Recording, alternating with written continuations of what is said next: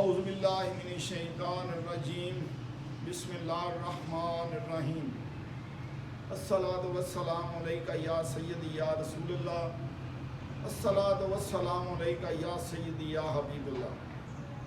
پاکستانی قوم کے مستقبل کے معمار و شہین نوجوان بیٹے بیٹیوں، السلام علیکم ورحمۃ اللہ وبرکاتہ۔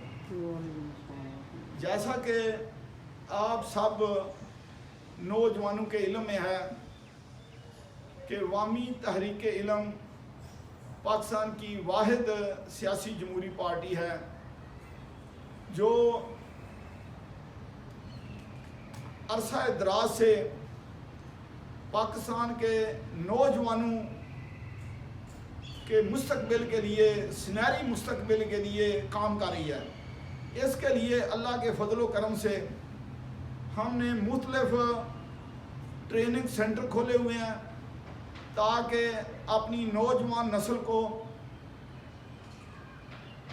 شعور دیا جائے، علم کا شعور دیا جائے، تاکہ ملک میں علمی ماحول پیدا ہو، تنقیدی سوچ پیدا ہو، کیونکہ ہمارے معاشرے میں علم نام کی کوئی چیز نہیں ہے۔ جن کے پاس علم ہے وہ بھی غلط ہو چکا ہوا ہے۔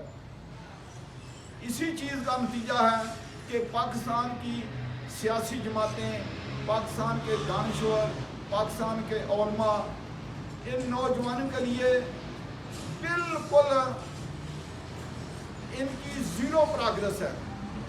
زیرو پاکستان کے نوجوانوں کے لیے یہ لوگ کام کر رہے ہیں۔ اس کا نتیجہ ہے کہ پاکستان آئے روز نیچے سے نیچے علمی لحاظ سے، معاشی لحاظ سے، قانونی لحاظ سے، ہر معاملے میں دوسری قوموں سے پیچھے اور پیچھے جا رہا ہے۔ اس کے لیے عوامی تحریک علم نے یہ بیڑا اٹھایا ہے کہ ہم نے اپنا منشور قرآن پاک کو بنایا ہے۔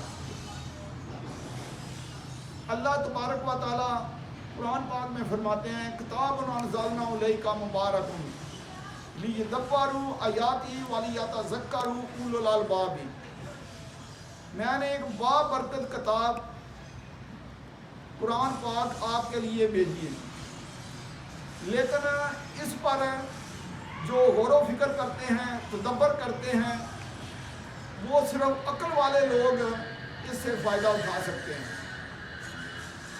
جس طرح اللہ تبارک و تعالیٰ قرآن کے آغاز میں کہتے ہیں ھدی للمتقین، یہ کتاب صرف متقی لوگوں کے لیے ہے۔ یہ قرآن پاک سے ہدایت وہی لوگ حاصل کر سکتے ہیں جن کے دل میں یہ شوق ہوتا ہے، ان کو 100% یقین ہے کہ یہ کتاب قرآن پاک اللہ تعالیٰ کی کتاب ہے، اس میں ذرا برابر بھی ان کو شک نہیں، اور ہر وقت اللہ تبارک و تعالیٰ سے ڈرتے رہتے ہیں۔ ان میں تقویٰ پیدا ہوتا ہے، پھر وہ مومن بنتے ہیں، پھر ان میں یہ قرآن سے عقل آتی ہے، پھر وہ حکمت آتی ہے، اس سے وہ زندگی میں کامیاب ہوتے ہیں۔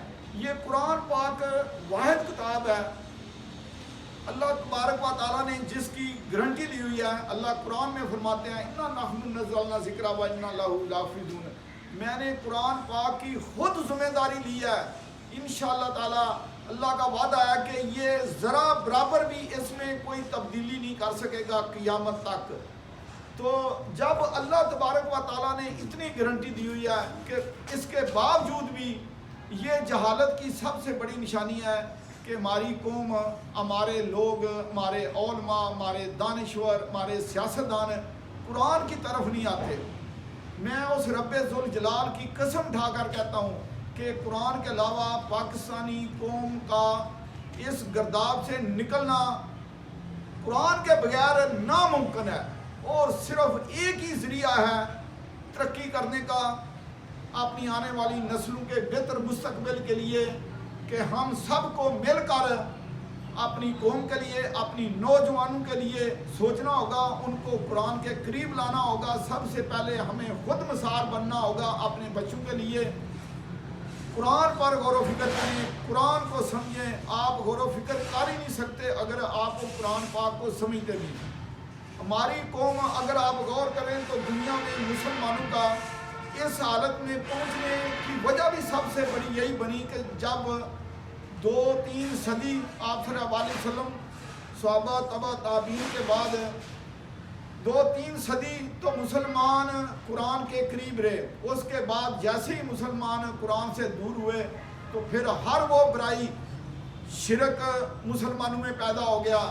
उनमें जब शिरक पैदा होता है तो फिर सारी इंसान में कमज़ोरियाँ, ये जो आजकल आप डिप्रेशन देखते हैं, ये जितना ये इंसान की नाकामी की सबसे बड़ी वजह जो है वो इंसान का मायूस होना, नाकाम होना ज़िंदगी में, उसकी सबसे बड़ी वजह शिरक है। जब इंसान का अल्लाह तबारक व तआला पर अतमाद, भरोसा, यकीन नहीं रहता तो फिर इंसान खुद बहुत वो नाकामी के वो गढ़ों में गिरता चला जाता है, तबाही और बर्बादी उसका मुकद्दर बनती चली जाती है।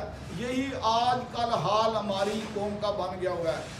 यही वजह है कि आजकल हमारे नौजवान मुख्तलिफ बुराइयों में मुलवस होते जा रहे हैं। कुरान पाक पर यकीन, अल्लाह पाक पर यकीन, ये इतना ज़्यादा मफकूद हो गया कि आपको ये हलक से ऊपर अगर को कहता है। इसी वजह से हम लोग मुसलमान कहलाने के हकदार हैं कि हम ऊपर से तो कम अज़ कम कहते हैं ना कि हम अल्लाह को मानते हैं अगर कोई बात करता है। इसके अलावा टोटली हम लोगों ने अमली तौर पर अल्लाह पर यकीन करना छोड़ दिया हुआ है। ये देखो, ये पीछे का वाक़या कुछ अर्सा पहले इमरान खान साहब, इतने बड़े बड़े लीडर, ये सब, ये नहीं इमरान खान, नवाज शरीफ, जरदारी, बेनज़ीर, ये जितने गुजरे हैं, ये पीरों के पास, बाबू के पास जाकर वो डंडे खा रहे होते हैं। इमरान खान का वो जंग का वाक़या पूरी दुनिया ने देखा टीवी पर कि वो अपनी बेगम के पीछे जब उसने सजदा किया तो इसे रुकू के बगैर 6-7 फुट के कद का आदमी ऐसे वो मुंह के बल गिरा उसके पीछे कब्र के ऊपर।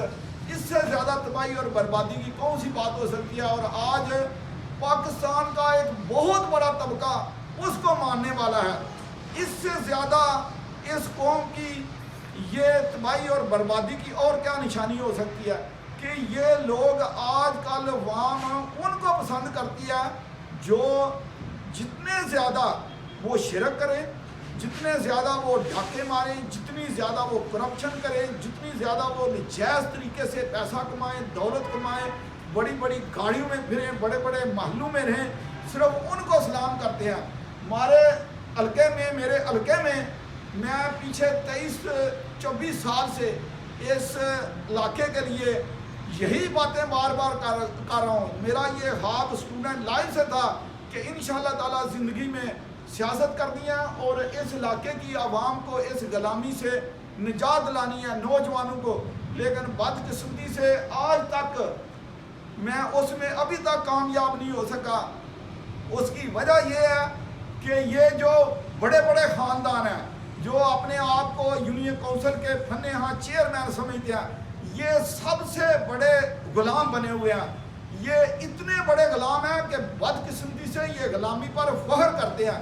ये गुजरात के जो सियासतदान हैं, ये चौधरी बरादरान, ये नवाबजादा या और है कोई जितने हैं, आपकी आंखों के सामने ये लोग फ्रॉड करते हैं, हर जगह फ्रॉड करते हैं, जेलों में पड़े हुए हैं फ्रॉड कर करके। लेकिन फिर भी आप लोगों के दिलों में नहीं निकलते।